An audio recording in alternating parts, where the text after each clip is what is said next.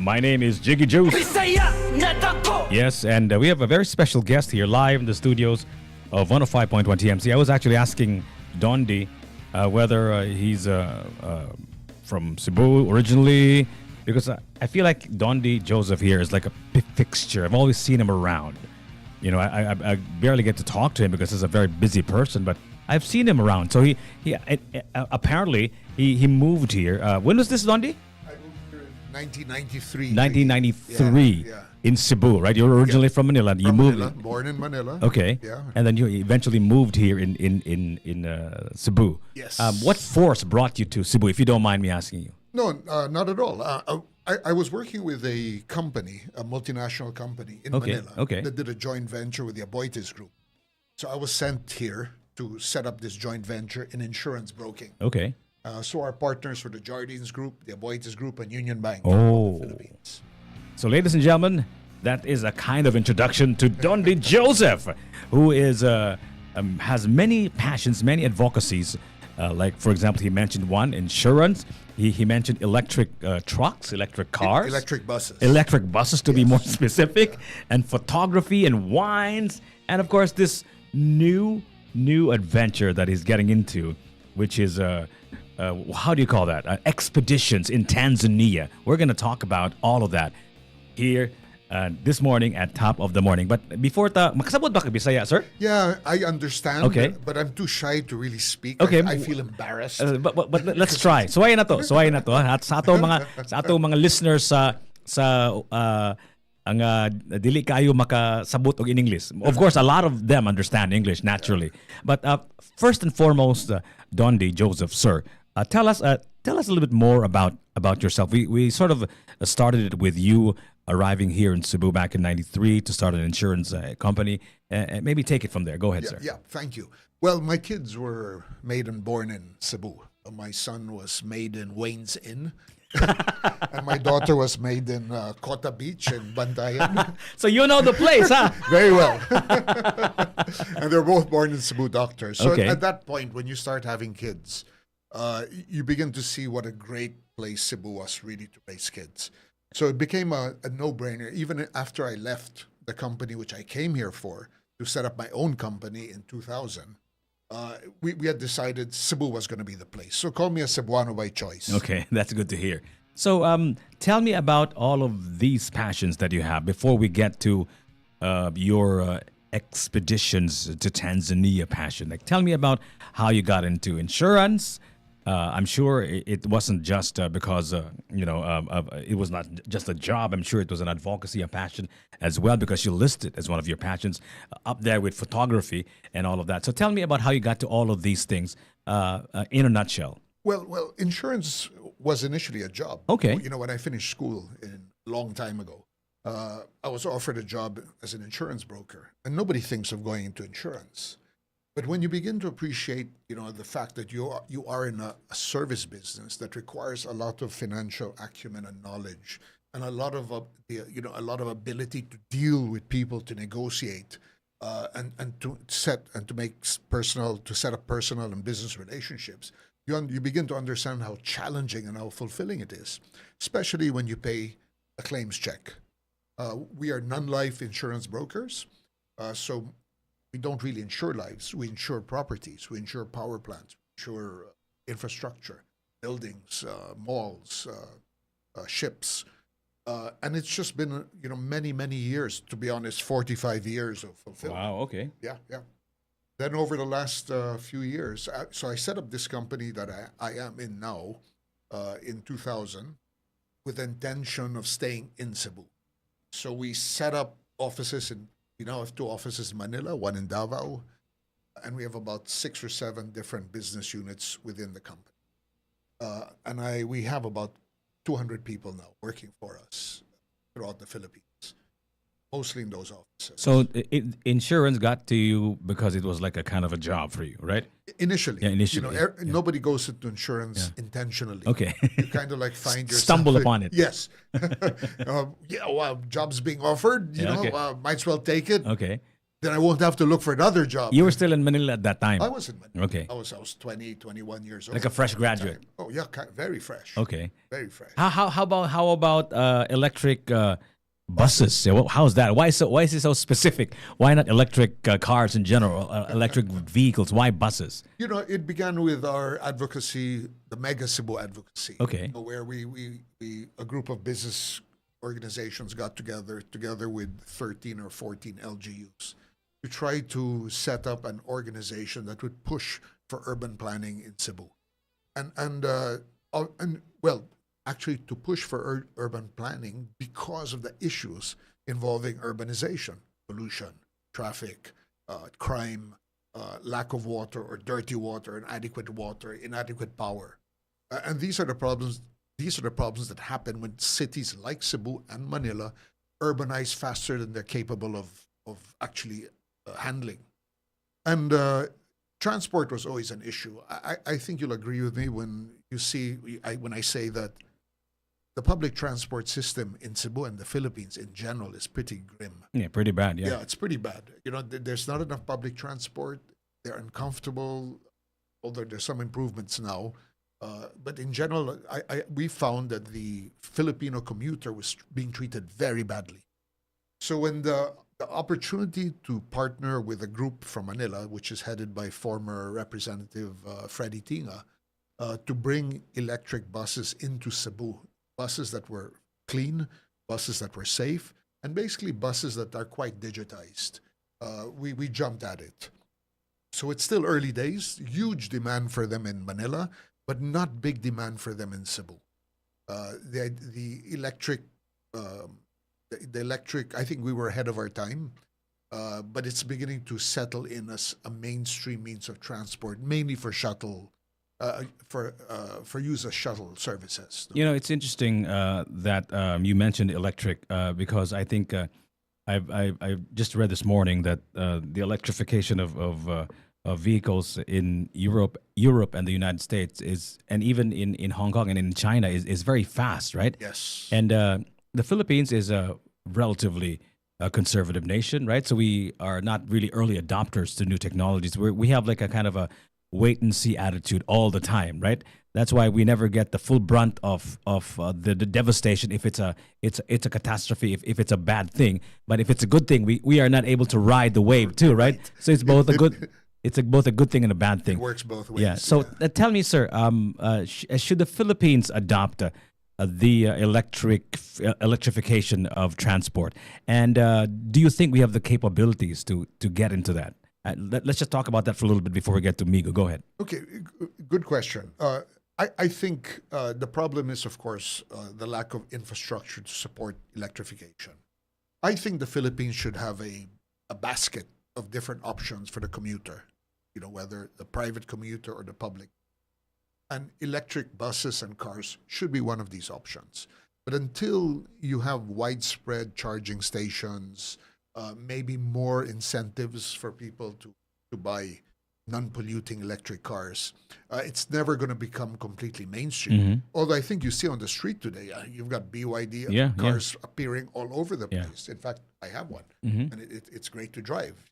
So I think it's just a question of time before people start adopting the hybrid or purely electric. So, but this is a purely environmental solution, right? Because the electric cars that you're using are still occupying space, right? Correct. I mean, like a regular car, it just Correct. uses electricity, Yes. right? So, this is just an environmental solution, right? But where do we get to the traffic solution, if you will? Well, Because we need mass transport for that. Yes, and you do have electric buses.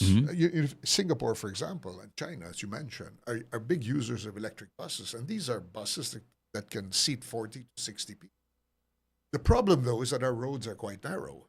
So it's a chicken and egg situation. We can't have these big mass transit buses on our roads in Cebu because they're simply too small or too narrow. So what we're looking at, what Cebu was looking at, but what we were looking at in Mega Cebu were light rail, for example. There's even aerial ropeways, for example, is a very simple, fast mass transit solution being used in South America and quite successfully. But as you said, there's this sense of conservatism. There are not enough laws in place to support aerial ropeways or LRTs, or even electric cars or electric buses. In other words, the framework is not yet fully in place. So this requires government effort. This requires acts of Congress before we can really expect to see changes. So what is that's impairment right now as far as Congress goes? Do you feel that there's a kind of urgency for them to act on it, or is it like one of those things that still in the pipeline? And I think it's still in the pipeline, Jiggy. Congress doesn't really move very quickly. It's a very complicated process to get a law passed and then to establish the IRRs, the implementing rules and regulations. That takes time. Okay. Do you think that the future is going to be electric? I think the future will at least be 50% electric and hybrid, and that as we speak, you'll see that new battery technologies are being developed. Right now, electric cars use lithium batteries, which aren't very environmentally friendly, but their batteries now being developed from salt. Salt? From salt. Wow. Okay. Oh yeah, there's about 2 or 3 technologies out there that will bring the cost of batteries right down. One of the issues before was the lifespan of the battery. However, I have a BYD. Okay. I don't plug them. But Okay, Edward, did you hear that, Edward? yeah, Okay. Edward, yeah, BYD. Maybe you should get him another one for free. No, the battery technology of BYD is amazing. Whereas before batteries would last 2 or 3 years, now they're up to 7 or 8, Wow. Okay. even 10. So it's getting there. And once the lithium batteries are replaced, then you'll have less issues with, the mining of lithium, which is actually quite mining and disposal of lithium. So the next big thing is powering your electric vehicles with salt. Is that what you said? Salt? Yeah, they are developing batteries using salt Okay. as the raw material. Is that the sort of the next best thing to lithium? Because there are a lot of these rare minerals, they call it, that they're fighting over in the Ukraine and China and Russia and all of that stuff. Is this like way up there with lithium, or are there other rare minerals that they're trying to see if they can replace lithium with? Oh, there are other rare minerals, but the word rare is the Operative word, right? the operative word. Okay. So things like salt or hydrogen which are available readily. Oh. I think everyone's trying to move, or many people are trying to move into that direction because of the readiness, the availability. Wow. But they're not yet at anywhere close to commercial levels. I Okay. think. But the way we improve on our technologies is very lightning quick. You'll never know, right? Maybe you know what they say. The future is already out there. It's just not widely distributed yet. That's true. It is now 10 minutes after 10 o'clock. Kung naibog mo kinsa akong istorya dere, this is Don D. Joseph. He's the man behind Migo Expedition. This is an expedition project of his that allows you to travel the country, the place that inspired the Lion King. We're going to talk about that. But before that, I know this is quite related to how you got to expeditions. Tell me about how you found photography. Go ahead, sir. Well, this goes back a long way. It started really with my elder brother who Okay. got into it. Okay. But he got out of it and left his camera just lying around. Oh. It's an old Yashica film camera. So I picked it up, and my dad saw my interest. So he supported my hobby, my up and coming hobby. And my father used to have TV shows. In the TV past. shows, Yeah, really? Yeah. So he got to meet. We got to meet one of the big photo camera stores at that time, Island Photo, and he got Island to do an X deal for photo equipment, great Nikon F2s for this 12-year-old kid for free because That was you. that was me. Okay. You were 12 years old when I you was got 12 years old. Wow. Yeah. So your older brother left all these old equipment lying around. Yeah, and- one camera. Just one Yeah, camera. just one camera. Okay, and then you just decided to pick it up yourself. I decided to pick it up myself. Okay, and then? Then when my dad did this X deal with Island Photo Center, where they gave me equipment, including a dark room, I got into photography. Oh. Sadly, I got out of it after a few years because one of my cameras was stolen, and it kind of broke my heart. But I stayed in it. I just dabbled. But when I came to Cebu, I met up with the guys from the Cebu Images Camera Oh, Club. okay, okay. You may know some Of of course, them. yeah. And then it just restarted all over again. This was in the late, maybe 2007, 2000, or a little earlier.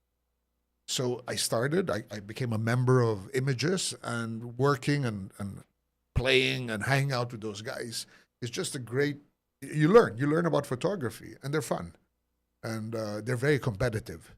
What do you mean? Oh, they want to do good photography. They require you, if you want to be a member, you have to do good photography. Good So photography. it makes you work.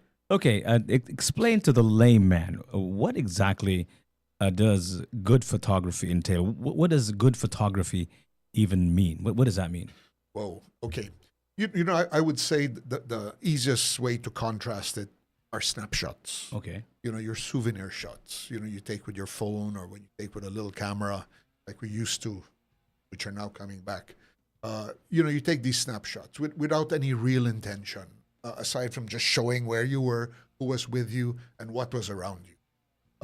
You need to be able to transcend from memories or memory snapshots into art. And to do that, you have to understand, for example, the basics of composition. You have to understand how a more complex camera works. You must be able to understand post-processing to be able to bring out the best in what you've seen. You must be able to understand what it takes to have impact for your photo, one photo or a series of photos, to just have so much impact that people will just go, whoa.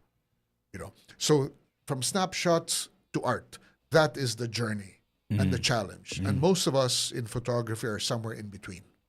Once in a while, we hit the art side of things. We always strive for it, but usually we're just one or two steps behind being able to, consider ourselves real artists. One of the most fascinating things about photography that I have heard of, there's one particular anecdote, one particular story that I heard of that was just mind-blowing to me. I know there are more mind-blowing stories about photography, but this is about Siargao, right?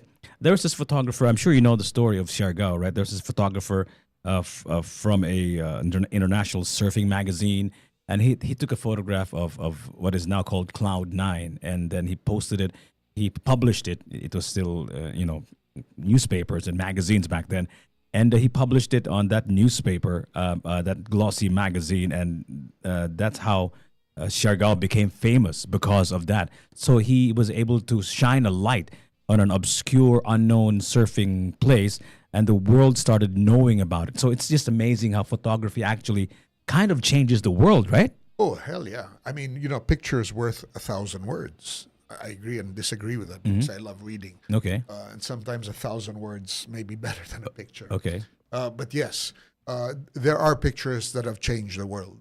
That is one of them. The other, obviously, are, for example, the Vietnamese kid running after her village had been bombed by napalm, or the picture of the South Vietnamese general executing North Vietnamese. Yeah. I mean, those are pictures that just brought the horrors of war and changed many people's attitudes, and that began to end the Vietnam War, for example. The same is true for the starvation photos in Africa, and what was going on because of these political divides there causing starvation, and so on and so forth. Not just the negative, but also the positive. Like, for example, the Siargao story, right? Yeah, Which is a exactly. positive, right? Yeah, it's fantastic. Yeah. And every time someone publishes a picture about the Sinulog or Magellan's Cross, it just increases the want of people to go and see. I remember having a conversation with one of the heads of of Canon. Let's just put it that way. We were talking about how the arrival of the camera on the cell phones has sort of shrank their market, right? Because everybody thinks that they can take a photograph, and these cell phone cameras are also pretty high definition. They're pretty good too, right? So, how do you feel about how the digitalization and the accessibility of digital cameras has affected photography as a hobby for you and for photographers in general? Is it a good thing or is it a bad thing for photography? I think it's a good thing because many people are becoming many people have become conscious about photography, and it's become so accessible because you've got a camera. It's very easy to take a shot with a mobile phone. It's so easy, in fact. You take it, the phone processes the picture, and you come up with a really nice shot that you can show on your Facebook or Instagram or whatever. But from our point of view, let's say us serious photographers, well, we do use cell phones, especially in emergency situations. We like the challenge of being able to extract something from something from a process that's a little more complicated than just pressing a button on a cell phone. And many of us have a dream of showing our photos in exhibits, and you can only print cell phone pictures so large. Yeah. So yes, I think it's great. It's here to stay.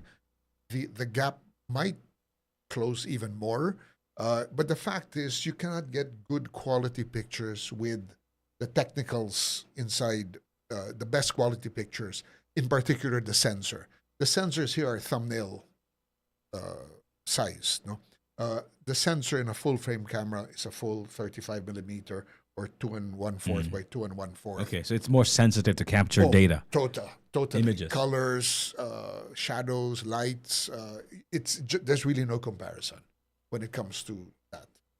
But it is a good start, right? Hell yeah. To maybe try your hand in photography and make your composition maybe, and then you'll transition to an actual DSLR, right? Yeah. And I know people who've stayed in cell phones and really have done really good work with cell phones. It's considered an art form in itself. Yeah. Like watercolors or oil or And there's also a lot of things you can do with a cell phone as well. So tell me, what is the relation? How did you get into Tanzania and the relation to photography? Tell us about that story, sir. Okay. I think we all dreamed of, as a kid, I dreamed of going to Africa. I grew up with Tarzan. Yeah. That's the Congo. Yeah, I know. And then when I started having kids, I must have read The Lion King to my kids hundreds of times. I've seen the movie dozens of times, and I've seen the play 4 times to the point where I'm almost sick of it. But I first went to Africa in 2008. I went to South Africa to buy wine for my wine business. Okay. And decided that I wanted to do, since I'm there, to do a short safari. And it was quite expensive in those days. It was like $400, almost $500 per person per day. And there were 4 of us with 2 kids. So we could only do so many things. But we had 3 wonderful safari days in South Africa. And that left us wanting for more. And of course, from a photography point of view, I had bought my first DSLRs, my first digital cameras, just before that trip to South Africa. Oh, okay. So you were trying to give it a test run, huh? Hell yeah. I mean, we also grew up with National Geographic. Oh, absolutely, we all dream of going on a National Geographic adventure and taking National Geographic photographs. Yeah. So it was, wow, I'm in National Geographic land with pretty decent cameras. And it, boom, I was hooked. From that first safari I went on. Not just safari, because South Africa. Do you remember your first photograph in was this in Tanzania or? No, this is South Africa. South Africa. Yeah. Tell me about. Do you remember what was it? What is the first good photograph that you took in South Africa? Wow, I remember 2.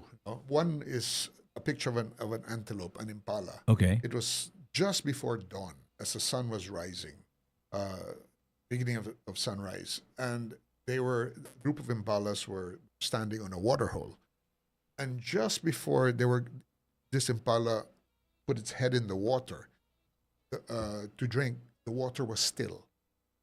There was it was just reflecting the blue skies, and you had the gold. So you're able to capture it before it became. So it was a perfect reflection of an impala. Wow. Reflecting to the light, the golden morning light, and the deep blue skies.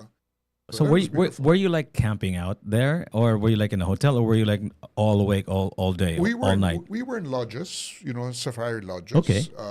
although my second safari experience happened maybe 8 years later, and this was camping. Okay. This was wild camping. You know, we drove from Botswana to Zambia over 11 or 12 days, camping in different spots every time.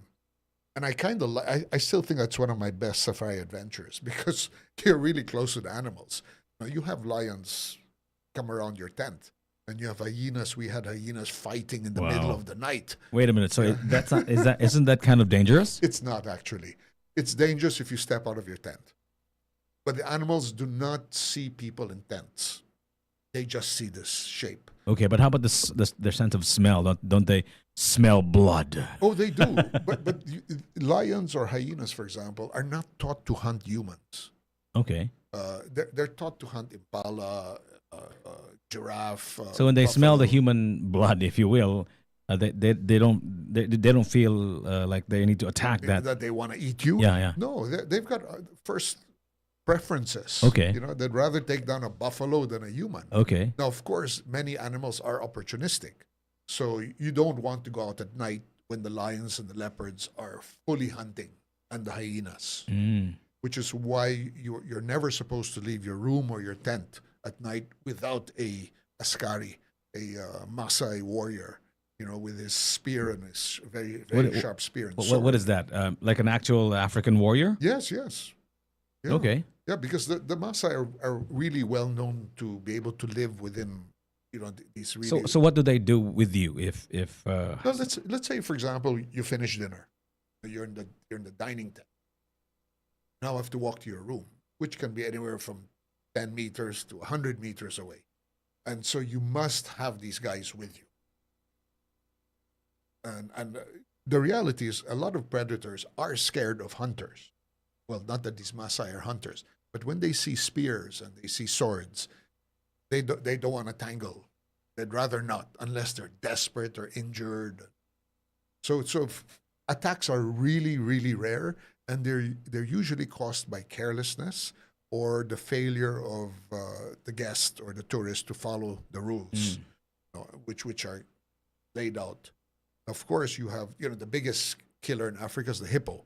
It's not the lion. Really? Oh, yes. the killer hippo? The killer hippo, the Wow. cuddly killer hippo. Well, I never thought of that. So tell us about how they do it. Like, how does it work for the hippos? You see, the hippos are very territorial. And if you come in between them and their water hole, or you come close to them, they will attack you. Oh, And if you've seen hippos in real, you know, their teeth are like 6 to 10 inches long, sometimes even longer. wow. And like they say, you can stop a lion or even a polar bear, not in Africa, from attacking you, but you cannot stop a hippo from attacking you. He's just going to go after you. If you're paddling a boat, for example, and you stray too close to hippos and they're young or into their territory, they will attack the boat. That's why they're the biggest killers. Very. It's not the lions, it's not the leopards, it's not the hyenas or the cheetah. Well, so what turned out, what was supposed to be a photography excursion with your family, Yeah, right? yeah. Became a kind of would you say a business?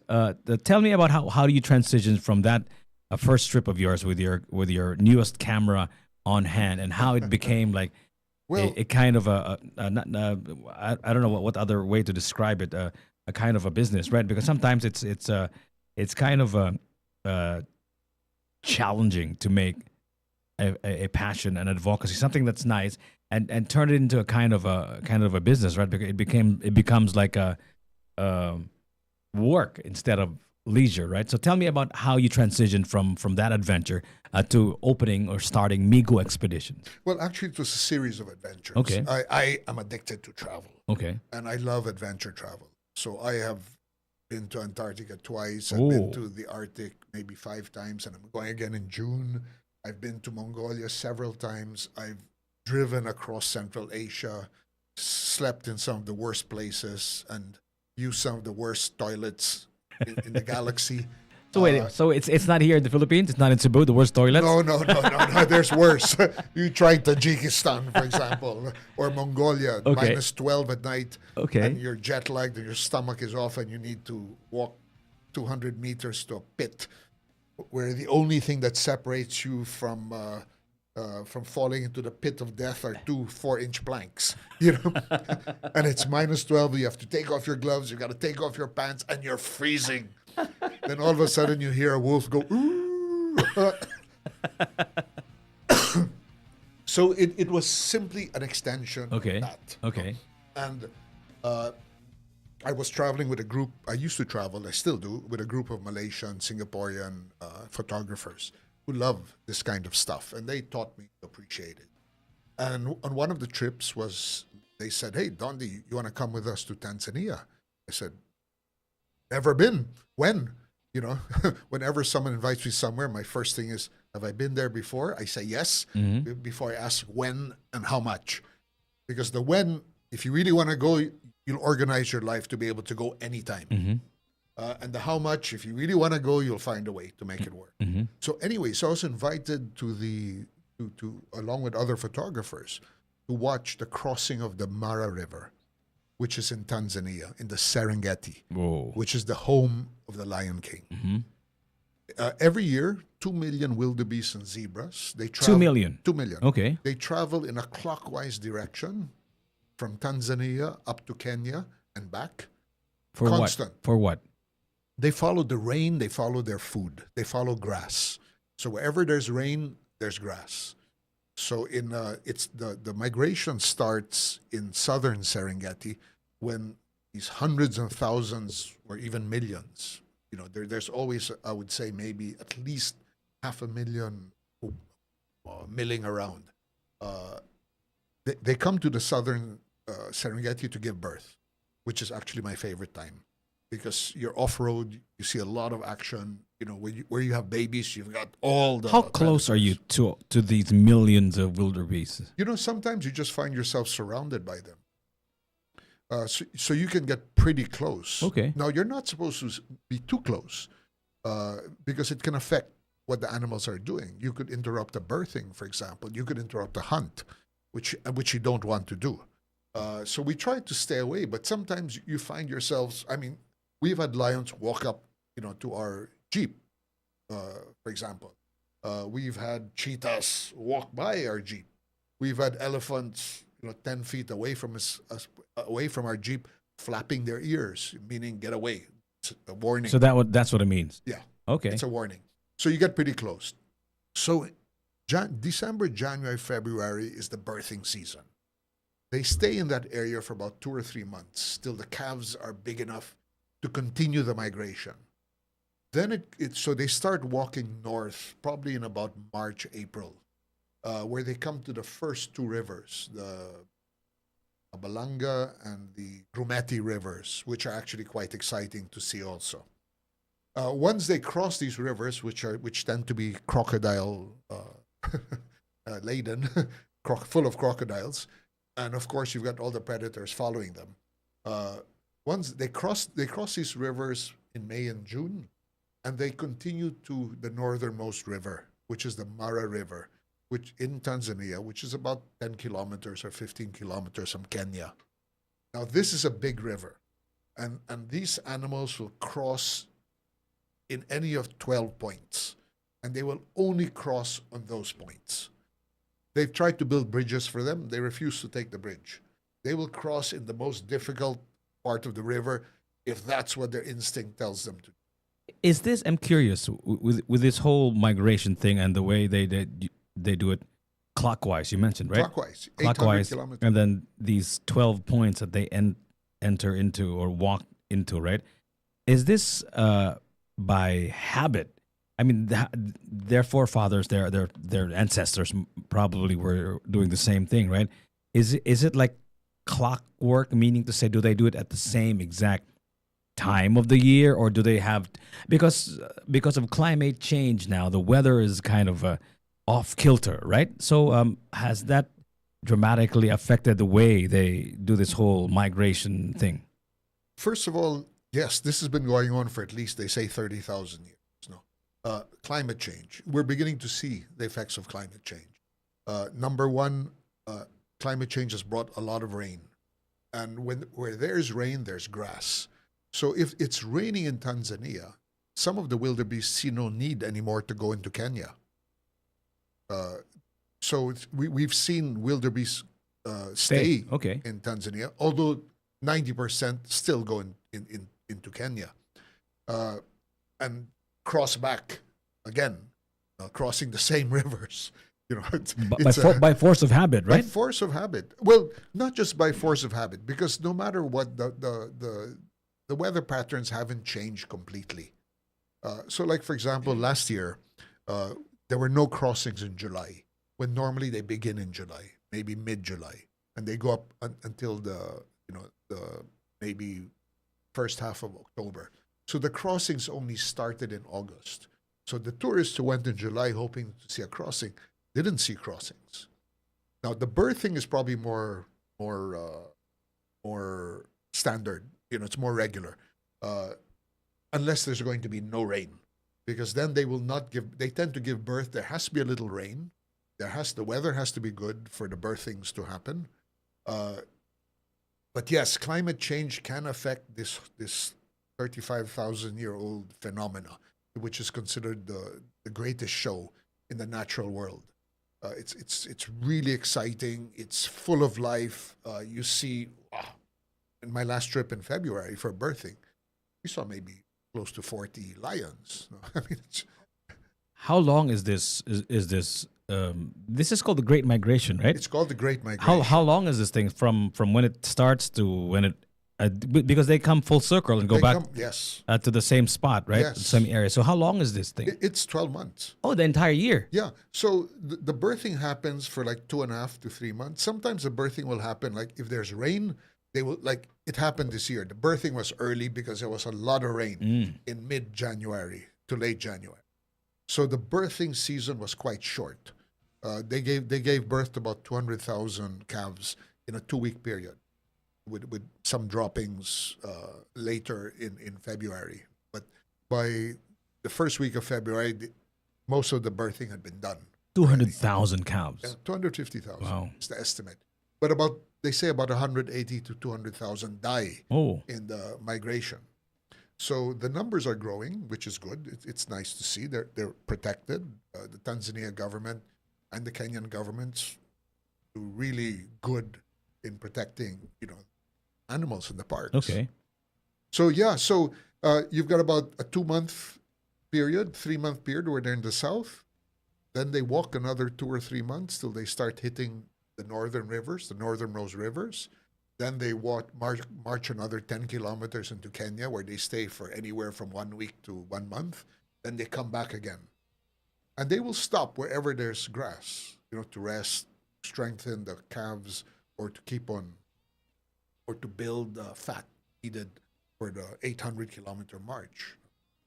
So the entire journey is 800. 800 kilometers. Yes. Until they come back full circle to that same spot. I'm curious what happens to those that stayed, No, actually, because you mentioned that maybe like 10% of the millions decide to stay, especially if there's grass, because the whole point of them going to this whole migration is to get grass, right? If there's grass, then they stay. So is that a good thing for them, or they eventually run out of grass and die?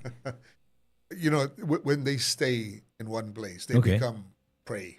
Oh, okay. So the chances of them getting hunted, you see, once the main herds leave, the lions begin to get hungry. And if some are staying around, you can be sure that the predators like the hyenas, the lions, and leopards, and the cheetahs, not so much. No? So what are the reasons why they all go in packs? What do you call them? Herds, right? Is to protect themselves from predators, right? Yes, Okay. yes. In fact, the zebras, the greatest defense of the zebra are numbers and their stripes, because their stripes confuse the predator. By the way, predators only succeed in hunting maybe 10% of the time. Mm-hmm. They have 9 failed hunting attempts for Okay. every successful one. Oh, And so they only show it on National Geographic when it's successful, right? yes, of course. And everyone wants to see a hunt. Everyone wants to see a kill. Yeah. But believe me, when you've seen one, you don't want to see another one. Oh. Because no matter what, it is sad. Yeah. You want to help and you can't. You're Yeah. not allowed to. Yeah. You can't interfere. This is the circle of life. Yeah, that's one of the most gruesome things you'll ever see, right? Like, Yeah, I've seen a hyena eating a wildebeest alive. Okay. And see, I have it on video, and you see the eyes, and you hear it baying, and the hyena is just eating away Okay. through. It's not a nice sight. But like I said, the Lion King circle of life. This is what it's about. Mm. This great migration in the Serengeti. You mentioned Lion King several times here, and I actually saw a photograph of one of the scenes of the movie Lion King. That was an actual place, right?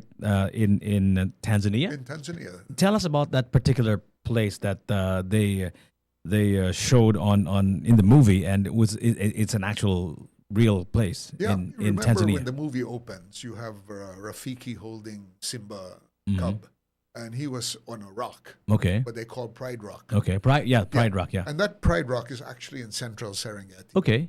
And it's one of the places we like to visit because there's a nice little museum nearby that talks about the natural history of the Serengeti. Okay. And of course, everyone wants to see Pride Rock. I wanted to see it. Hmm. I mean, I think I've seen it, I've been to Tanzania maybe 14 times. Wow. Okay. Yeah, so I've seen it maybe 7 or 8 times, and I think I've seen enough. I'd rather see the wild animals than Pride Okay. Rock. But yes, it is iconic. It's one of the iconic images of central Serengeti. When you talk about that, it sounds very wild and raw and even dangerous, right? And I'm curious if I'm a regular guy, I'm listening to this podcast, listening to this broadcast. I mean, and I'm wondering, like, I wonder what the accommodations are. Like, Ooh, am I going to be going home with one less limb, or is it going to be so uncomfortable that I want to go home the middle of my adventure? Like, tell us about how it's like to be there, as far as the amenities perhaps go, and maybe even the food and the accommodation and the transfers. And when you mentioned that lions actually walk past your tent, like, how dangerous is it really to go to Tanzania? Or to Africa. To Africa, for that matter. The concept of glamping started in Africa. Oh, So you have you can go anywhere if you're really on a budget. Then you find $50 a night 2-person tent, a little pup tent, and you do wild camping, and the food's gonna be, don't go with expectations. okay, And you may see animals. okay. And you may be anywhere from 6 to 10 people in a jeep. That's the way. That's budget. So there's like a cheap way of doing it, There's a cheap a budget way of doing it. There's a cheap But way. when you say the food is going to be what are you going to be eating? Are you going to be eating like wild animal stew, or is it like usual? Well, in Tanzania, they're not allowed to eat wild animals. Okay, so what do they eat? Oh, the food's quite good actually. Okay, There's a touch of Indian influence. what kind of meat are they using? They will use beef, pork. Okay, the usual- Yeah, the usual okay. mutton, lamb, Okay. lots of lamb. So you're not allowed to eat any of the wild animals that you see. Some African countries allow. Okay. Where they have legalized hunting. Okay. Or they cull herds because there are too many. But like, for example, in South Africa, you'll be able to eat wild meat. Mm. They call it bush meat. But in Tanzania, you don't find bush meat unless it's poached. So the food is depending on your budget, right? Yes. But one of the things that people really want to know about is the water, right? Is it safe to drink Okay. their water there? First of all, let me tell you a little about the rooms. Where we go, there are essentially 2 kinds of camps we like to go to. One are what we call the mobile camps. The mobile camps are mobile. They will follow the animals depending on the season. And in a mobile camp, you'll get a tent that's about 20 to 24 square meters large, with a private toilet and a private bath, and 2 big beds or 1 king-size bed if you want. I like these camps because they tend to be close to the animals. The next level are what we call the permanent camps, and these can be tents built on platforms, and you must look under your platform before you go out Oh, every day, because there could be a leopard, oh my God. Okay. but usually there's a little antelope or something, harmless. And these can be up to 70 square meters big, with indoor and outdoor showers. Wow. Oh, very luxurious, very. So we tend to go between these two. We like to start a little rough and then finish comfortable. Mhm. But if our guests are on a budget, then these mobile camps are really more than acceptable level of accommodation. So what is it? They bring they fold the tents and they bring it around with them, or is it like the mobile cams are in the actual vehicles themselves? No, these are camps that are set up for several months. Mm. So that's So- okay. So they will, like, for example, set up near the birthing areas in February or January. Then they'll move north. So these, they have dining tents, they've got bars, they've got lounging tents, they have internet, and the food in general is very good. Mhm. I have not, we brought maybe over 100 guests now, and I have not heard any complaints about the quality of the food and the quantity Uh-huh. of the food. Okay. Very interesting. So they actually set up near where the action is, right? Yes. Near the wildebeest and Yes. all the antelopes and all of Yes. that stuff. And but this is, like you said, this is a mobile camp, right? So they follow you wherever your route is. They'll follow the route of the animals. the route of the animals. Yeah, and so you just connect. Okay. So we usually either drive or we fly. Okay. We do these short hops. No? We like to drive because when you drive, you see a lot of So stuff. how long is the driving? Well, it depends. No, like for example, if you leave the starting point for the northern Tanzania safaris, which is Arusha, which is close to Mount Kilimanjaro, your first safari park is about 2 hours away, and then we start from there. It's about a 4,000 square kilometer park called Tarangire.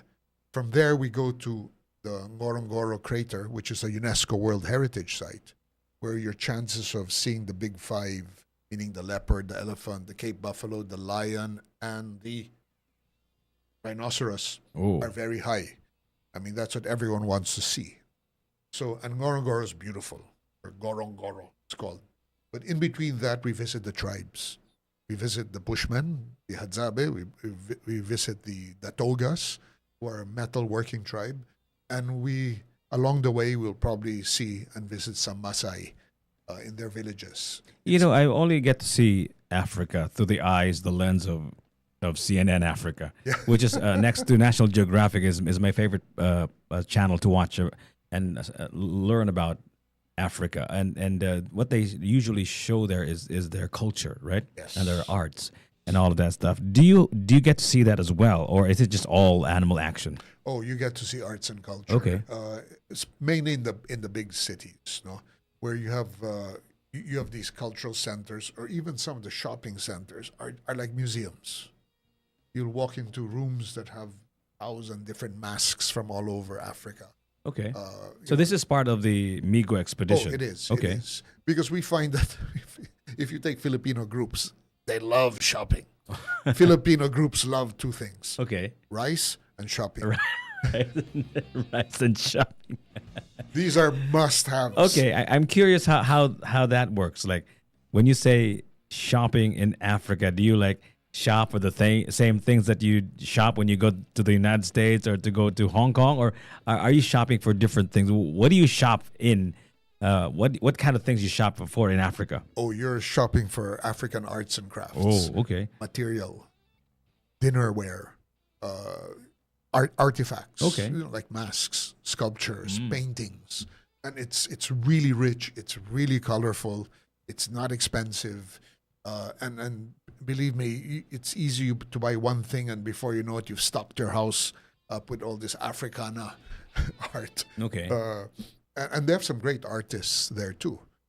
Some of the places are just wonderful showcases of African how about painters. how about the music scene as well? Oh, in fact, that is one of the biggest influences in my life regarding Africa. I began to appreciate African music back in the late 80s and 90s, which made me really interested. I began to collect African music, sukus and the jujus and music from Mali and even Egypt and mostly from Kenya, Nigeria,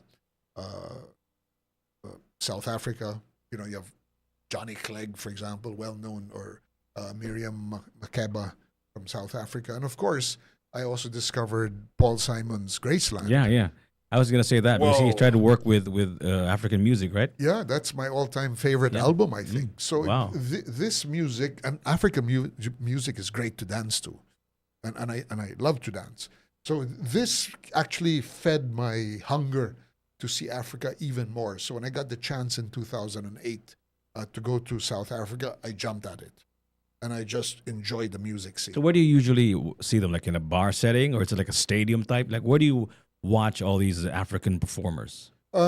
You usually there some I've seen some in Paris, Okay. because Paris is a big African music scene, Mm-hmm. and African music has actually influenced Yeah, the world. Yeah. everything, Yeah. blues, Absolutely, yeah, yeah. Latino, jazz, etc., etc. It's the root of almost all musics. So most of the African concerts I've seen have been in bars in Paris or London. Oh, okay. Out there, I haven't really gone to. But they do have a kind of a music place there, right? I'm sure. Oh, they do, Okay. and not just that. Our African guides, for example, the Africans are fun people, and they are fun-loving people. Okay, tell me about Give that. them an excuse Okay. to sing and dance, and before you know it, the whole camp is dancing and singing, making their own music. Oh, wow. Oh yeah, using whatever they find, everything from the paper tubes of kitchen paper, makeshift drums, makeshift horns, and if you're celebrating a birthday or an anniversary or something special, they will sing and dance for you, and they'll get you singing and dancing as well. So a lot of it has been that. Wow. And of course, So it's really part of their lives, the music. it is. Yeah. It really is, and it's joyful. No, it's a real celebration of life. Yeah, and usually when you associate when I think of African music, I think of the chants, right, and the drums, right? Yeah, but there's much more than that. Yeah, That's more like the traditional. Yeah, Now you have drums that are being used, for example, in the modern African Absolutely, yeah, musicians. yeah. The talking drums. Yeah. I think that's from Kenya or Nigeria. And it's Nigeria. Anyway, you have this great combination. You've got combination of traditional with reggae, combination of traditional with jazz, combination with rock, with dancing music. I kind of like the modernized traditional music that makes you just want to dance. okay. Yeah. And how about I'm curious, like you have to talk to these people, right? Like how's the language barrier like? Like No issue. is it a problem? No. No issue. So because- are they able to speak English. English? Yes. Okay. Yes. Because a lot of these places, South Africa was an English colony. Oh, all right. Tanzania was an Of English course, yeah, colony. yeah. Kenya was an English colony. So the top Botswana, Zambia were English colonies. Okay. Or French. Or So there is no European. problem as far as the language goes. There are no Okay. language issues. Okay. Yeah. There's something that's been hanging in my head for a long time, and I just this is probably going sideways, but I just have to ask this one because there's a huge uproar when one of the social media influencers, political pundit, Richard Hederian, talked about Mindanao as similar to sub-Saharan Africa as far as the economic index is concerned. Are you familiar with the story? Well, no, I'm not actually. Okay. But I think I know what it's about. Yeah, because he was being interviewed by this British TV host, anchor, and he wanted to describe to the host what Mindanao is. And the only way he could do it, because he's a political teacher, described Mindanao as similar economic index as sub-Saharan Africa. So my first question, I guess, is like, when you say sub-Saharan Africa, what did he mean by that? I think he means Central Central and East and West Okay. Africa. Okay. You know, it's the Sahara is Northern Africa, Okay. which ends around, if I'm not mistaken, you have Morocco. There are 3 or 4 countries that Okay. border the Okay. Sahara. Okay. Everything is either Central or East or West. Okay. So when he said sub-Saharan Africa, have you been to sub-Saharan Africa? And maybe you can describe it to us. What exactly is in sub-Saharan Africa, and is it similar to Mindanao in the Philippines in terms of economic index and all of that stuff? You know, I think, You're familiar with the story? No. no, I'm not, but I'm familiar oh. a bit with the economy, Okay. the problems of Mindanao and, Okay. and the problems of Africa. Okay. You know. Africa is a poor continent. Okay. The richest countries are Nigeria, Egypt, and you have Morocco. But Nigeria is probably the heaving economic success story. Although nobody goes there for tourism. Now, sub-Saharan Africa really becomes more tribal, Okay. and this is where you have maybe this is why they're comparing, because you can imagine how poor and how little some of these people how little they have. Mm-hmm. You know, when they're really farmers or they're hunter gatherers, but primarily farmers and herders. No? And you can imagine what also goes on in Mindanao, which has been left relatively undeveloped except for the last maybe 10 years. And you have similar issues, for example, with corruption Mm-hmm. in now and in some African countries. Not all. There's some examples of good governance with acceptable levels of corruption. So you can be sure that corruption keeps people basically subjugated and poor. Tanzania, sub-Saharan Africa.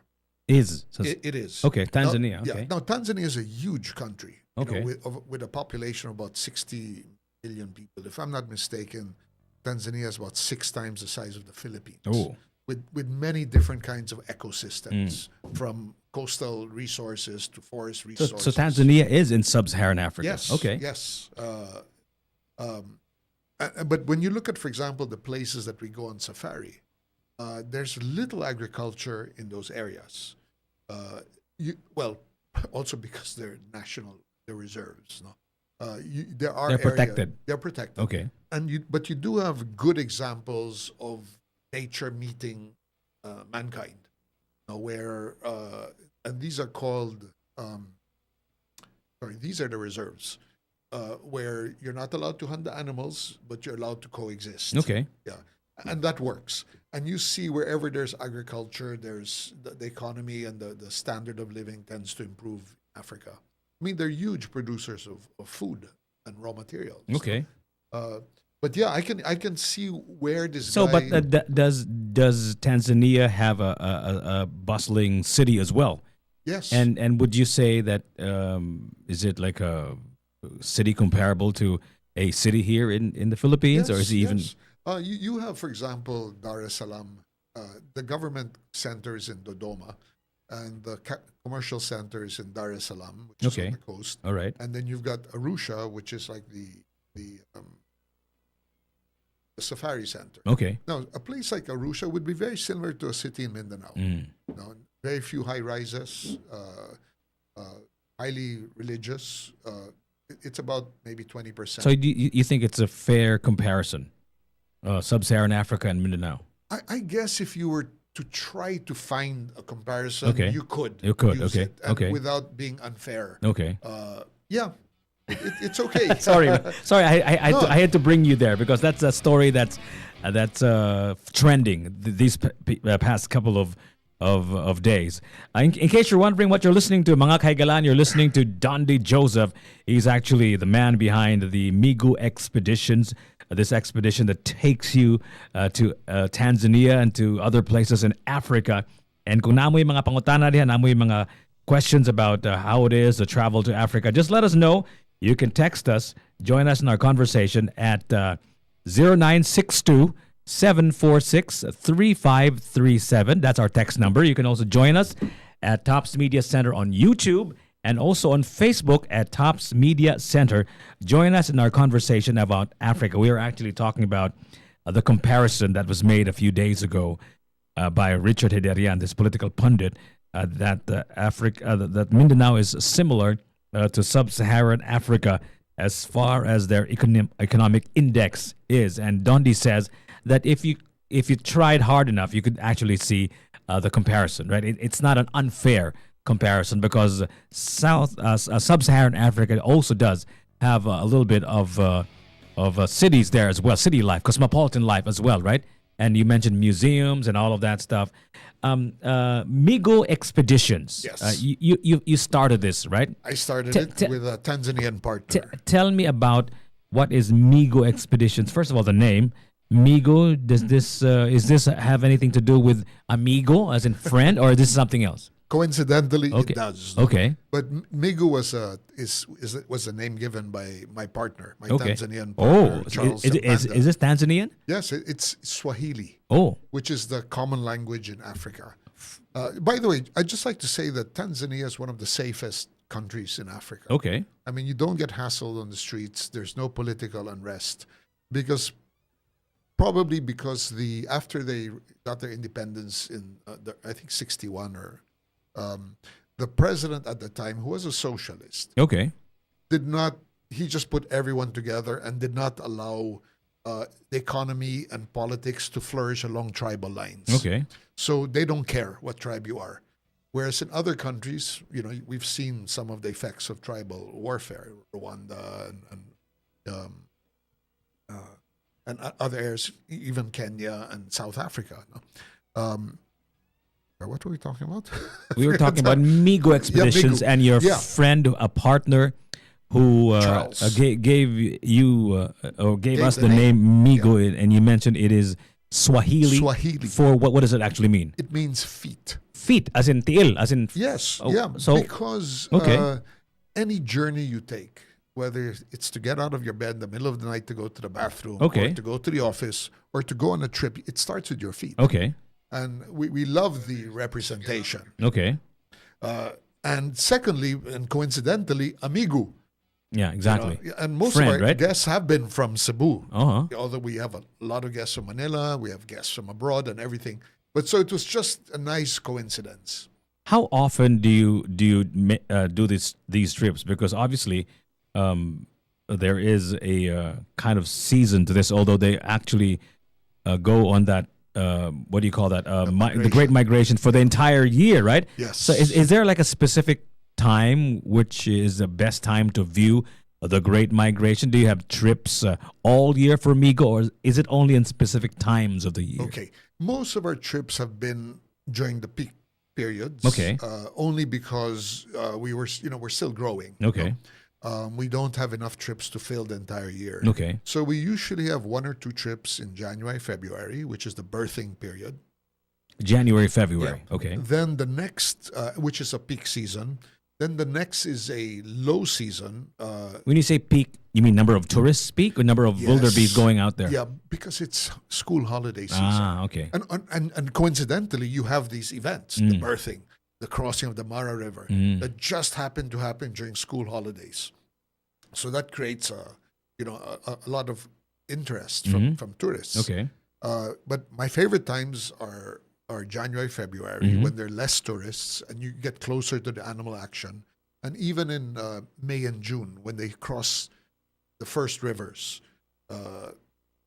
And it's called low season because it's not a school holiday in Europe or the West, and the prices drop by about 50%.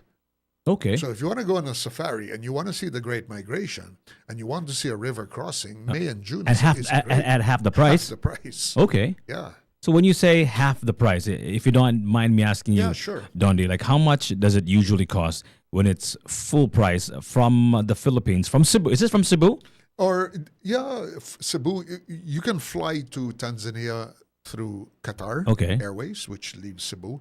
You can fly via Turkish Airlines, which it's not my preferred schedule. So how much would that cost me if I start here in Cebu and go on an expedition with Migo Expeditions Okay. all the way to Tanzania? How much would that set me back? Airfare, let's say The whole thing. the I whole have thing, yeah. okay. I'll start with airfare. Okay. I like flying Ethiopian Air Okay. these days because they're the cheapest. and they have the shortest flight times. Ethiopian Air. Yes. Okay. And I would consider Ethiopian Air of a similar standard as Philippine Airlines. Okay. No, they're a good airline. Don't let the name, Okay. Ethiopia's. So there is flights from Cebu to Ethiopian Air. They used to be, Okay. but now it's only from Manila. Oh, all so right. you've got to fly to Manila, All right, which all right. doesn't bother me. All right. That will set you back anywhere from $1,000 to $1,200 budget Okay. economy, and maybe about 4,400 to 4,500 for business class. Okay. Okay. Round trip. Round trip. Okay. Then you've got Qatar, which is about 1,600 budget. They're more expensive, and the business class can go up to 5,800. Mm-hmm. Turkish Air, I don't really recommend because you arrive at 2:40 a.m. and you depart at 3:20 a.m. From Tanzania. So it just kills 2 days. Plus, you have to pay for 2 extra hotel room nights. But it is an option. And Turkish is similar to Qatar in cost. Like I said, I like Ethiopian Air because it's faster. I like getting there in 19 hours instead of 24 or 28. Okay, now the cost of a safari. A mobile camp safari, meaning the ones I described, tents about 20 to 30 square meters. They're built on the ground. They're temporary camps. They move with the animals. Will set you back about $400 to $500 a day per person during peak season, and about $250 to $300 during off peak. Okay. April, May, June. That's per night per person, all inclusive. That's food, transport, guides, accommodations. So I would like, for example, our safari this May is $4,900 for 9 days, including airfare And accommodations. and accommodations And food. and food and everything. And this is for 9 days, right? That's for How 9 how much days. of that is air travel? Well, take about 1,200 Okay. out of that. So All right. so you're down to about about 3-4 Okay. per person for 9 days. So that's what 3-4 divided Okay. by 9 is 400. And to 400. and how long must I sort of reserve to get a slot? Because I'm sure this is kind of limited, right? I mean, like, do you take like as many people as who want to do it, or is there like a cap that you need to be able to travel? The issue really during the peak seasons are availability of rooms. Oh, or okay. tents, Okay. but for the off season, May, June, it's almost always rooms Okay. available. Okay. So ultimately depends on your schedule. Okay. Some people don't like booking trips too early. Some don't like booking too far away Okay. from the Okay. trip. Aside from the schedule of classes of school, right? Yeah. That's the reason why it's kind of a peak season for January and February, right? And you mentioned the off season is in July and June and July. Well, the peak seasons are December, January, February, July, August, September. Okay. So that's 6 months. Okay. of The year. off peak season Are every other month. March, April, May, June. Okay. In terms of your experience, because like you said, it's because of the schedule of school, right? That gives families the opportunity to travel. But in terms of what you're going to experience during the off-peak season, is there like maybe less wildebeest or more rain, or is it more uncomfortable? Like, what does off-season mean? Okay. Aside from the school thing, no. Rain in Africa, especially in Tanzania, it's not like the Philippines where it can rain for days. It might rain for an hour, 30 minutes. Okay. Then skies become blue All right. right away. Oh, So rain is not really an issue. I kind of like February when the rains begin because it also tamps down the dust. When you're out there in the savannah. We're not in jungle, by the way. We're in savannah, which are these like plains, rolling plains with rock outcroppings, maybe some gullies and some rivers. It can get dusty because it can get dry. So what do you, if you go in May and June, you still are going to see the migration on the western corridor of the Serengeti, and you'll probably see them cross these two rivers, Balanga River and the Grumeti River. So you will get a river crossing experience. Of course, the crossing in the north in the Mara River in August, September, and October is amazing. Okay. It really is because the river it's more dangerous. It makes your hair stand. It gets your adrenaline going. It's more dangerous because what? No, more dangerous for the animals. Okay, all right. Yeah, because it's just. I mean, everyone is beginning to mass. I thought you were going to say the likelihood of you getting eaten is slightly higher. Not at all. They'd rather eat wildebeest than people. Okay, I know, right? I mean, human beings aren't that tasty. I mean, don't kid yourself. You're not that tasty, okay? Yes, we are. We taste like pork. So that's very interesting. I'm trying to visualize the roads that you're going to be driving in if you decide to drive. Like, is it like paved concrete roads, or is this all off road all the time? Okay. In between safari parks, Okay. it's paved road. Okay. And the roads are actually quite good. All right. But once you enter the safari parks, it's like graded road. Okay. And Graded road. graded road. And Okay. some areas can be a bit rough. All right. In most safari parks around the world, you're not allowed to go off road. Okay. But in southern Serengeti, you are. All right. It's because of it borders. It has to do with the border of actual Serengeti and Mm-hmm. the Ngorongoro reserve area. So you're able to go off road, which can be quite exciting. All right. So that's part of the trip. The driver Off-roading. and the vehicle. That's part of Oh, the yeah, it's package part of already. the trip. Okay. You get a driver who's an excellent guide, who's a naturalist, and I mean these guys are all trained. Oh. They've got to go to school for this. Wow. They cannot be a guide or a driver if they haven't gone to I don't know what it's called, wildlife school. Wow. So Guide school. these are not just your typical tour guides, right? No, I mean, they're like not. They're not. they're really They're specialists. because Africa is not a regular a place to travel also, because you see a lot of wild animals and all of that stuff. So they have a deeper understanding of animals, right? Yeah, and how to behave Okay.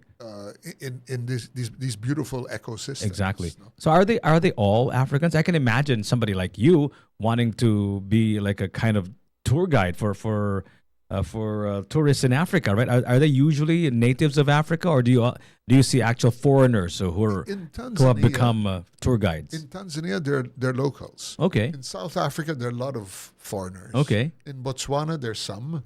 Zambia, I think mostly locals as well. Uh-huh. Of course, you have white South Africans, no? And you Okay. have a lot of white South Africans. Absolutely. Yeah. Elon Musk. Oh, he's American now, and he's a patriot, according to Trump. So he claims, right? So let's not talk about an African, Yes. please. Let's not. Okay. So speaking of foreign foreign nations, there is a perception that the world is trying to get a piece of Africa, and even the Chinese have their curious fingers in Africa. Do you feel that? Do you see the Chinese in your travels in Africa? Okay, you don't really see the Chinese in the reserve areas, Okay. the wildlife areas. Okay. So you see them in the major cities. Okay. Now, you know that they had this Belt and Road Initiative Mhm. where they would try to put you in debt to them in return Yeah. for the rights to your mining and ports And all et that cetera. stuff, yeah. There has been It is real. it is real, but Okay. there also has been a pushback. Not some countries no longer want to be beholden to China. Okay. Pakistan was one of them, and some of the African countries are pushing back a little. Okay. But of course, if the Chinese make great deals or offer you great deals, then in a poor country, it's hard to say no. Hmm. So that answered your question. I don't see it in the safari areas. Okay. Because you're in more remote areas. So what is it about Africa that these superpowers love so much? Is it again the minerals, the rare minerals, or whatever you want to call them? Is it any other resource, maybe, like, I don't know, a plant? I don't know. Like what are they kind of at least as far as the perception goes? What are they fighting for there? I think it's the mining. Oh, okay. Yeah. And Well- of course, these are natural markets too for their products. Okay. So number one would be mining. The second would be to open up markets. Okay. And in the case of China, find alternative agriculture produce, Uh-huh. agricultural produce. No? Africa, as far as my perception goes, has was suffering from a huge issue called apartheid for a long time, right?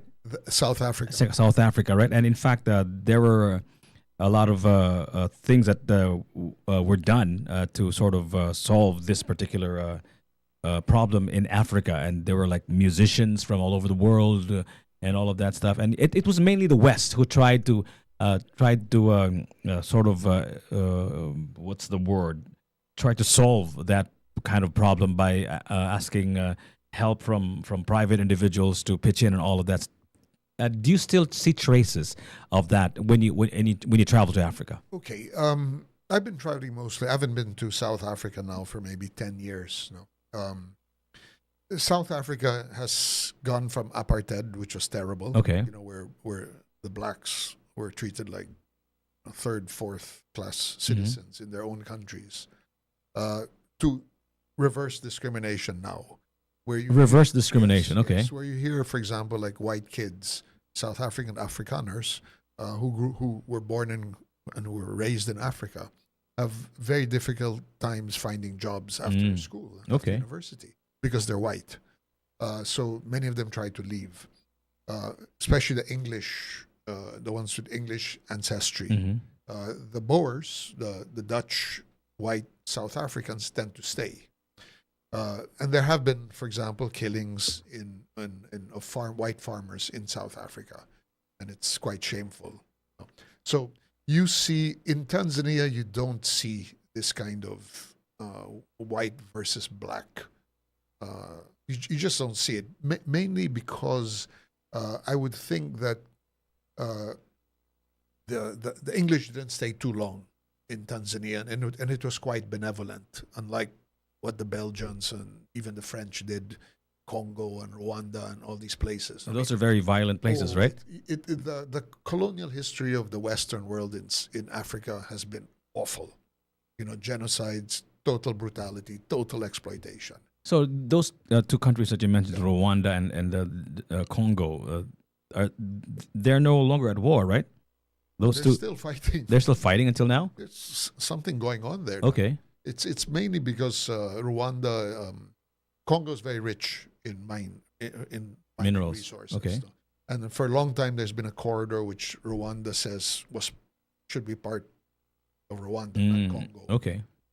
And the fighting has picked up again. Oh. So I would not go to Congo or Rwanda. But just like when there's something happening in some corner of Mindanao, for example, people think that the whole Philippines is True. war torn, That's right? very true. How far away is Congo and Rwanda from Tanzania? Oh, very far. Okay. I mean, these countries are vast. Okay. In fact, you can still go on safaris to Congo and Rwanda. If you want to do. Yeah, because these are in relatively remote places Okay. that are apolitical. Okay. Even in places like Mozambique or Zimbabwe and Yeah, there is a perception Yes. that you could get kidnapped or you could get robbed and all of that stuff in Africa. That's a perception from somebody who's never been to Africa, I guess. So Yes. maybe you can tell us about how the peace and order situation is especially in these places that you go to with Migu expeditions. Yeah. we Migu does we do expeditions to Tanzania. Okay. Which is very safe, as I mentioned, and politically stable. Probably one of the most in Africa. You can walk the streets and not feel threatened. Okay. We also do expeditions to Kenya, which is one of the most well known after South Africa for safaris. No? And we've begun to do Uganda Uganda. Okay. to see the Wow. silverback gorillas. Oh my God. All right. And Uganda is half the price. You see gorillas in Rwanda and Congo at about half the price in Uganda. And plus without the political turmoil. How close are you to the silverback? Really? Yeah, a few feet away. A few feet away. Depending on how curious they are. Okay. And they will come because they are curious. And it's one of those, just like the crossing of the Mara River. So what do they do? These silverbacks. What do they do? They scratch themselves, they play, they eat. Okay. and you're not allowed to look them in the eye. Oh my God! Yeah, All right. yeah, So you're not allowed to look at them in the eye. The silverbacks. Okay. The big males. All right. you know. So I'm sure you get like a little crash course on how to deal Yes. with these animals, right? Yeah, all animals. Like when you go to Tanzania, for example, no sudden movements, even if you're in the car. Okay. You don't stand up. You don't leave the car without the permission of your driver. And sometimes you do need to pee. Okay. And if the driver will take you to a place to pee. By the way, the public toilets in Tanzania are amazing. Okay. They're really clean, All right. especially in the national parks. But some toilets are and 1 or 2 hours from where you are. Okay. So sometimes when you gotta go, you gotta go. And speaking of going, you know what? I've got to go. I've got to go. So what we're going to do now is we're going to go on a commercial break. Sure. And I'm going to go to the John because if you don't mind this, we're having a prolonged conversation about Africa and all of that. Is this okay with you, Don D? problem. Let's In take case you're wondering what's happening, you're listening to Don D. Joseph. He's the man behind so many things, including that wine place DNB Wines. He's got an insurance company, but now, of course, his passion is taking him to Tanzania, the Migo expedition. So we're going to talk about that some more in a few moments. As soon as I go to my comfort room, which is as good as any in Tanzania too, right? Okay. I've seen better. Enjoy unlimited dim sum at New Star Resort Cebu with Sinchandi, the great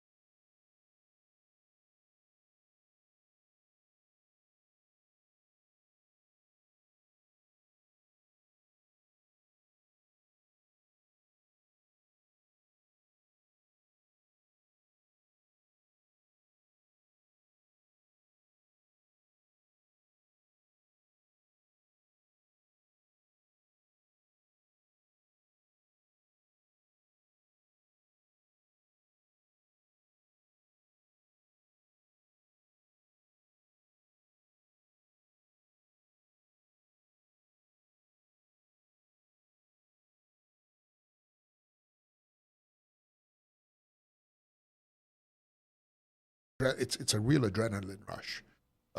It's just magnificent. Mm-hmm. It's totally amazing. I think one of the things about Africa is the wildness. No, to me, there's nothing like an African sunrise or an African sunset. Describe it to us, please, Oh, in words. in words. Okay, I can see it in my mind. Okay. I love waking up before sunrise Okay. in Africa. First of all, sunrise is a good time to go and watch animals, and the colors are spectacular. Sure, you get some good colors here. You do. You get reds and oranges. In Africa, you get those reds and oranges, but in an open space. You get star-filled skies at night and amazing sunsets, even with rain clouds on the horizon that just create these dark patches, interspersed with blue and gold. But in the mornings, you get the red and the orange and the yellows, plus you get animals. I mean, it's like, whoa. So wake me up You mentioned the night sky, right? You don't see any city lights there. none. I mean, like even in Tanzania, there is a kind of city central, right? Yeah, but you won't see the city Okay. lights. Remember I mentioned about Tarangire National Park. That's 4,000 square kilometers. Okay. The Serengeti is 14,000 Okay. square kilometers. So there's no hint of humanity there. Well, except for your camp. The camps will have some lights Okay. around them All right. because they want, for safety reasons. Okay, so during the peak season, like how many are you there in this whole expedition? We've when we started, we'd be as little as 4 people. No, but I'm not talking about just the Migo. Like is it like hundreds of people there or thousands? Like, Oh, yeah. all right. Yeah. You figure, let's say, for example, watching a crossing. Okay, We've been fortunate to have watched crossings with very few cars. all right. Or no cars even. But I've been to crossings where there were like 70, 70. Okay, 80 cars Okay. watching. And you figure in our cars we're never more than 4 people. all right, But in most of these cars there are 6 people. all right. So let's say 70 average times 4, that's about 200, 300 people. Okay, so that's the most, right? Yeah. That you've seen Yes. in these trips. And there's always a spot for everyone. It's not like in the Sinulog, there's a spot that you can't see because you're too short, or like there's so many people here and all that stuff. There's always a spot for you to see. It doesn't get crowded, in other words. Oh, it does. Okay. And you have to jostle for the best spots. Okay. So you need good guides. Ah, and all right, drivers. all right. Especially if you're a photographer, because most people there are cell phone or selfie photographers. They Okay. just want to take their selfie with the crossing in the background, Okay. and it's kind of like us guys. We want to get, we're serious. We want to take good pictures, but you're in our way, Okay. So we try to find the ideal position, All right. and sometimes you lose it. But many times, if you get out early enough and you've got guides who are good, you will get to good positions. And if you're a non-photographer, it's even easier because you don't really need the best position. Mhm. You just need a position where you can See everything, right? video. Yeah, Okay. yeah. Wow. So Man. it's I remember the first time I went to South Africa, I really wanted to go back, but I couldn't afford it until 8 years later. And there is a statistic that 70 to 80% of all people who go to Africa want to go back because it truly is magnificent. Everyone that I've brought on my expeditions, and we call them expeditions because you're really not sure what you're going to see. We go deep, we go long, we start early and we come back late. Or we usually come back in time for sundowners and happy hour. How much of the expedition is driving or riding in a Jeep, and how much of it is walking? We walking safaris are kind of limited in Africa, so we don't do many walking safaris Okay. unless people really want to walk. If you want to see, we've had guests go on walking safaris and see lions, but that's rare because these were accidental sightings. They don't take you on walking safaris if there are big cats around, and the big cats are the things you really want to see. Yeah, absolutely. Yeah, even- The Lion King, right? Oh hell yeah! Yeah. You know, You mentioned that the wildebeest, seeing a wildebeest, is like a sure thing, right? But how about the lions? Are they kind of a rare occurrence that you see lions, or you see them all the time as well? One of the reasons I love Tanzania is because it has the densest population of lions Okay. in Africa. Okay. A lot. The most I've ever seen on one safari was like 48 lions. 48 lions. Wow. In this last safari, I saw about 33. Okay. This was in February. But some of the people with me saw 40. Ooh. You know, you don't know what you're going to get when it comes to wildlife. Okay, but for sure you're going to see a lion. Oh, you'll see lions. Yeah. And you'll get relatively close to lions. Okay, how about the other animals? Do you see giraffes and zebras and You remember zebras? They migrate. They migrate with the wildebeest. Oh, all right. And they coexist together. The zebras have better sight, and the wildebeest have better smell. So normally you will see the zebras waiting for the wildebeest to cross first, and then Okay. when all is clear, they will cross. Okay. So it's a funny and coexistence. and you see a lot of elephants too. Giraffe, Yeah. hippos. And one of the things that you actually see on National Geographic is when the lions eat the zebras and the wildebeest, right? Do you also see this often? It's if you go on Instagram, you see a lot of that. Yeah. Because they can happen at any time. Okay. The reality is that lions tend to hunt at night. Oh. Same with leopards. Okay. But if they're hungry, they'll hunt. They're opportunistic. They will hunt whenever they can. I've seen more prey being eaten than I have seen actual hunts. I've seen failed hunts, and I've seen This is during the day. this is during the day. Okay. I've seen, like I mentioned earlier, I've seen a hyena take down a wildebeest and eat it alive in the morning. I've seen a male lion go after a little wildebeest. But this is like a relative rarity, right? Yes, I would say, I've been to, like I said, I've been to Africa now about 14 times, and I've only seen about 3 kills. Oh. I've seen a crocodile take down a wildebeest. So I've seen 3 actual kills, although I've seen many eatings, meaning post-kill. So you see the carcass there, and then see they're the just eating off carcass, of and the they're eating the animals, and more than one lion, maybe. Yeah, Okay. yeah. Sharing the feast, the carcass. Yes, but the males have, when the males come, they must ask permission from the females must ask permission. Okay. How about the aerial sight? Like, do you see a lot of vultures and birds and all of that stuff? Oh, yeah. The bird life in Africa is amazing.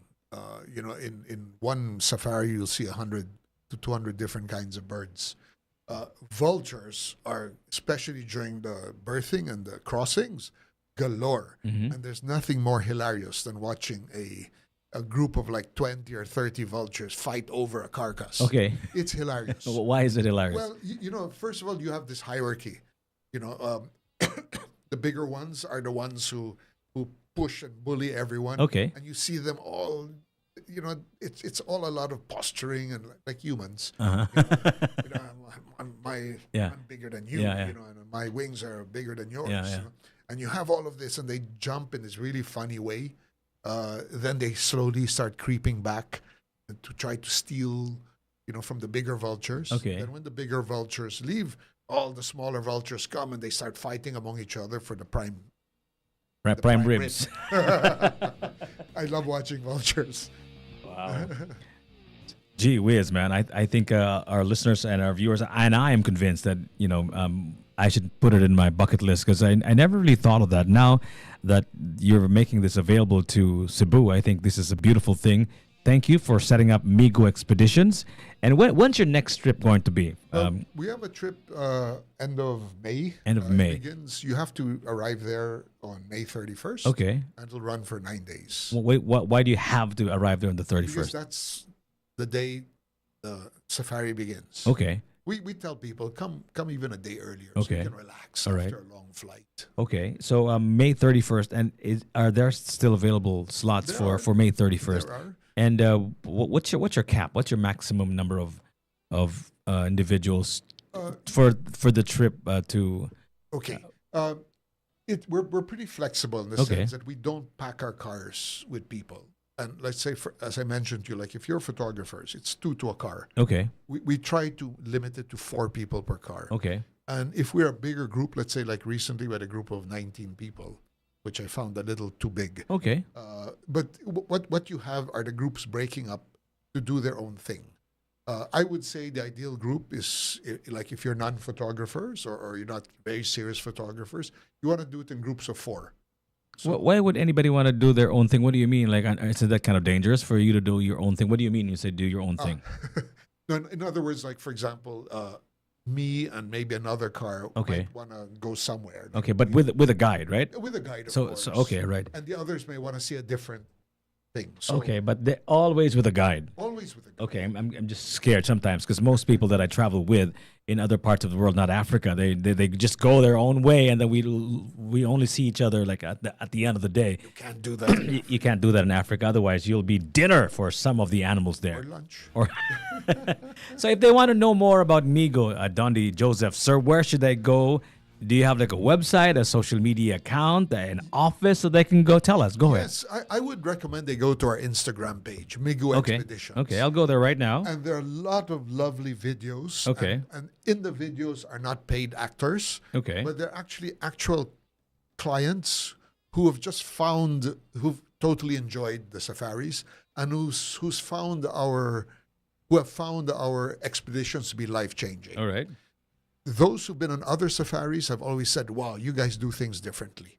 You know, first of all, we bring a sense of fun and we help people discover without pushing them into things that they don't want to do. Do you always go with your clients or because it'd be fun if you're around when I do my trip, or do you have other people with you as well? Well, you know what's happening now is that since the number of trips is increasing, Okay. I can't go on all of them. Okay. I still have to work. Oh, okay, okay, So I go about 3 times a year. okay, Now, if there's, for example, other trips which I can't go, then we will send, of course, our best guides Mm-hmm. with them, who are guys who are fun-loving.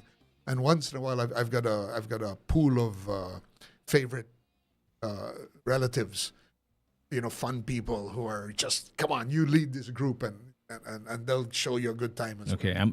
I'm on it right now. Migo Expeditions on Instagram. Yes. You go visit it right now, ladies and gentlemen. MIGW Expeditions, and find out more how you can go on a expedition to Tanzania and experience the Great Migration, the greatest show on earth, they say.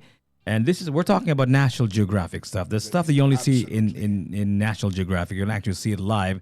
And many of those who've been there, according to a recent survey that was pointed out by Dondi, actually want to go back and over again. He's done it 14 times. And, I'm just going to try to do one before I die. So, Dondi Joseph, Come with me next year. thank you so much for sharing to us your passions, Thank you, Gigi. especially this whole Tanzanian expedition trip you call Migo Expeditions. And I wish you luck. And I hope that you guys out there, you try this. You mentioned it's all of 9 days, right? It depends. Okay. Because we customize. Okay. So I would say you can do it even in a week. Okay. 6 days, 6 full days. All right. Give us 6 full days of your life. All right. And you'll come back a changed, happier person. Okay. And if I want something longer, for example, yes. so what's the longer version of the 9 days? Is that the longest? No. 14 to 15. 14 that's the longest you can stay in Africa. You can stay longer. Okay. Honestly, when you're there, I hate coming back. Okay. Well, I mean, I don't mind coming back, but Okay. I'd love to stay. All right. Okay. Okay, Jiggy, thank you so much. Thank you so much for being here, and I hope to see you again. Maybe you have perhaps another trip, maybe in another part of Africa, right? Yes. Maybe not just Tanzania one of these days. Kenya Yeah. and Uganda to see the gorillas. And Rwanda and Congo and all of that stuff. Why not, right? Hell yeah. Okay, thank you so much, ladies and gentlemen. Dondi Joseph of Migo Expeditions and DNB Wines and so on and so forth. You know this guy, right? Thank you so much. Dondi Joseph live here on 105.1 TMC, the most Cebu music